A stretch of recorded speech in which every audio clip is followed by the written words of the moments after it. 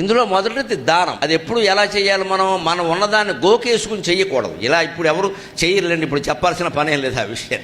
కానీ కొంతమంది యొక్క మనస్తత్వం ఎలా ఉంటుందంటే లెక్క చేయకుండా ఇచ్చేస్తారండి. పేరు కోసం, కీర్తి కోసం. లోపల పైకి చెప్పరు, లోపల ఆ కీర్తికాంక్ష ఉంటుంది. దాంట్లో దెబ్బైపోతారు ఒక్కోసారి. తర్వాత పెళ్ళాం బిడ్డలు రోడ్డును పడతారు. ఈ దానాలు ఏమి కాపాడవు. అక్కడ వచ్చి అలా ఉన్నదంతా ఇచ్చేసుకున్నారు, చూసుకోద్దా, ఆడదైనా చెప్పాలి అని ఇంట్లో ఆడాలంటే. అందుకే నేను మొహమాటం లేకుండా చెబుతున్నా, ఈ రోజుల్లో లెక్క ప్రకారం 10,000 మించి ఎవరికైనా దానం చేస్తే భార్య భర్తకి, భర్త భార్యకి చెప్పవలసిందే. అనుమతి లేకుండా దానాలు చేయడానికి లేదు, వాళ్ళని ఒప్పించి చేయాల్సింది. మనకు అదనంగా ఉందే ఇస్తున్నాం, అంతేగాని ఈ లక్ష్యం మనకు లేకుండా ఇవ్వకూడదని తప్పు. తనకు బాలిన ధర్మం లేదన్నారు, మొదలు చెడ్డ బేరం లేదన్నారు. ఎంత నీతి నిజాయితీ ధర్మం కలిగిన వ్యాపారస్తుడైనా లాభం వేసుకోవడం మానేస్తాడు, కానీ వస్తువుకి నష్టానికి ఎవరు అమ్మరు కదండి. ఎలా అమ్ముతారు? అలా అమ్మకూడదు, వ్యాపార ధర్మం కాదు. అందుకని ఎప్పుడు దానం అంటే మనకు అదనంగా ఉంది ఇచ్చాం.